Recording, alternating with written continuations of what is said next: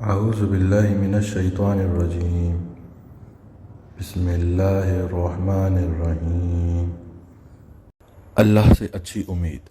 جابر بن عبداللہ انصاری سے روایت ہے کہ میں نے رسول اللہ صلی اللہ علیہ وسلم کو ان کے وصال سے 3 روز قبل کہتے سنا کہ تم میں سے کوئی شخص دنیا سے اس حالت میں رخصت نہ ہو مگر یہ کہ وہ اپنے رب سے حسن ظن رکھتا ہو۔ حدیث قدوسی میں بیان ہوا ہے کہ اللہ تعالیٰ فرماتا ہے، میں اپنے بندے کے ساتھ ویسا ہی معاملہ کرتا ہوں جیسا وہ مجھ سے گمان رکھتا ہے۔ میں اس کے ساتھ ہوتا ہوں جب وہ مجھے یاد کرتا ہے۔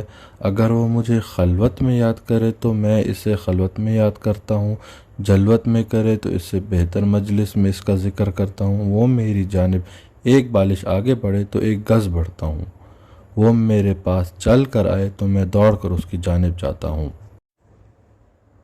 دعا ہے کہ اللہ ہم سب کو اس پر عمل کرنے کی توفیق عطا فرمائے اور ہمارا خاتمہ ایمان پر کرے، آمین۔ آپ سب ایک مرتبہ درود شریف پڑھ لیں۔ اللہم صلی علی سیدنا و مولانا محمد وعلی آلہ و اصحابہ وبارک وسلم۔